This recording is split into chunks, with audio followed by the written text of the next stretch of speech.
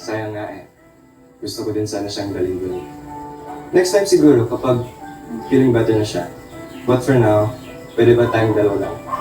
Ano, G? G! Tara! Pupunta ka ba sa clubhouse? Yeah, I'm just gonna grab some drinks. Ano, sabay na tayo? Sige. Sige, tara.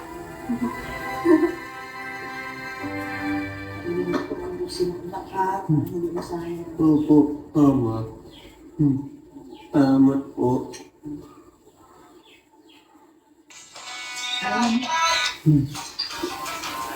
Ma, kailangan nato uli kay sa bugot.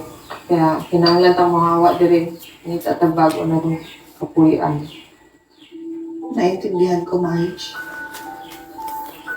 Hindi na tayo pwedeng bumalik sa dating apartment dahil umalis na si Hana. Kailangan natin maghanap ng bago.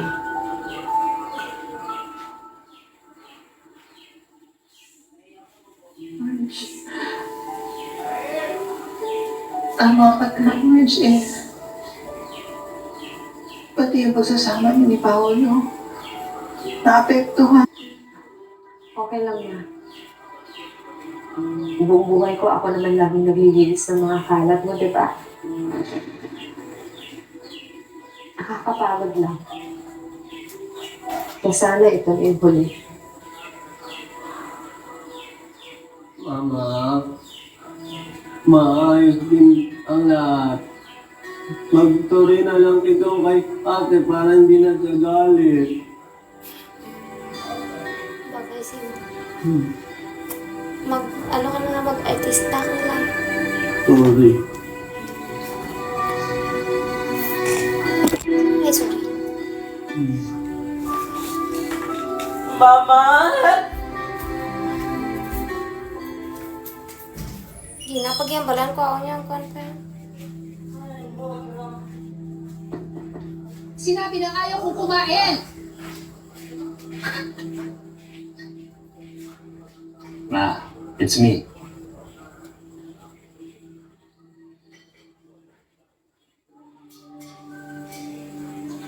Hindi para po kayo kumakain.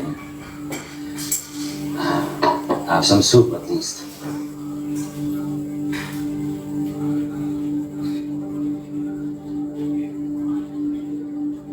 Ma, I'm getting worried about you.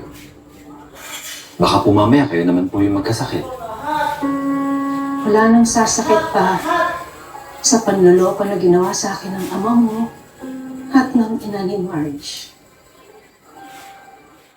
I know. And I'm sorry for what she did. But Dad, we both know this isn't the first time he cheated.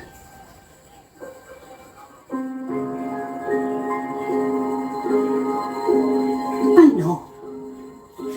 Pero hindi ko akalain na dito pa sa sarili nating pamamahay siya gagawa ng milagro. Who's next? The maids?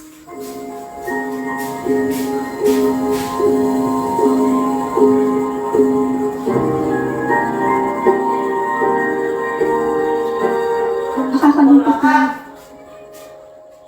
Kasi I was starting to treat Evelyn as a friend.